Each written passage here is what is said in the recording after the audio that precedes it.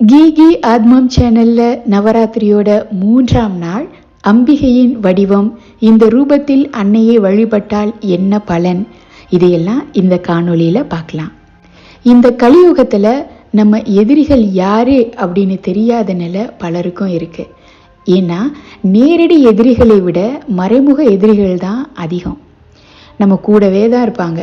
நல்லவங்கன்னு முழுசா நம்பிக்கை வச்ச நபரால தான் சில நேரத்தில் நம்ம வாழ்க்கையில் மிகப்பெரிய பிரச்சனை, ஏமாற்றம்லாம் வரும். உறவினர்கள், அக்கம் பக்கத்து வீட்டுக்காரங்கன்னு பார்க்கும்போது நல்லா பேசுகிறவங்க கூட நம்ம வளர்ச்சி பிடிக்காம பில்லி, சூனியம், ஏவல்னு குறுக்கு வழியில் பிரச்சனை கொடுத்து நம்ம தொழிலில் தடை, உடல் மன ரீதியாக நம்மளை கஷ்டப்படுத்துவாங்க. இந்த பிரச்சனையால் நம்மள பல பேர் நம்மளோட வாழ்க்கையவே தொலைச்சிருப்போம். இந்த கஷ்டங்கள் எல்லாம் தீர வழிபாடு செய்ய வேண்டிய தெய்வம்தான் இந்த நவராத்திரியோட 3ஆம் நாள் அம்பிகை. நவராத்திரியின் 3ஆம் நாள் தேவியின் வடிவம் வாராகி. நவதுர்க்கையில் இவளே சந்திரகாந்தா. வாராகியை சிவப்பு நிற மலர்களால், அதாவது செவ்வரளி அல்லது செம்பருத்தி பூக்களால் அலங்கரித்து வழிபாடு செய்யலாம்.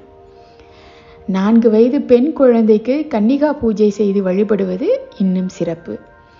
பிரசாதமாக கோதுமையால் செய்யப்பட்ட உணவு, காராமணி சுண்டல், பலாப்பழம் இதையெல்லாம் வைக்கலாம்.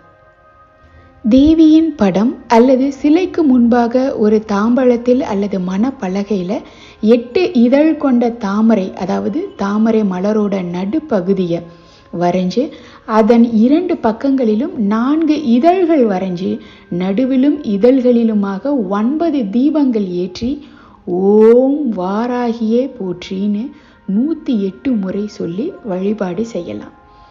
இந்த 3ஆம் நாள் துர்க்கைக்கு வழிபாட்டிற்கான நிறைவு நாள். உங்களுக்கு தெரிந்த துர்க்கை பாடல்களை பாராயணம் செய்யலாம். எளிமையான வழிபாட்டு முறைதான். இதை செய்தால் அளவிட முடியாத பலன்களை அம்பிகை நமக்கு தருவாள். மொத்தத்தில் இந்த நவராத்திரி 3ஆம் நாளில் வாராகியை வழிபாடு செய்து நம் வாழ்வில் வர இருக்கும் பிரச்சனைகள் அனைத்திலும் இருந்து விடுபடலாம். இந்த காணொளி உங்களுக்கு பிடிச்சிருந்ததுன்னா தொடர்ந்து அடுத்தடுத்த நாள் பதிவுகளை பார்க்க நம்ம கீகி ஆத்மம் சேனலை சப்ஸ்கிரைப் பண்ணிக்கோங்க. நன்றி.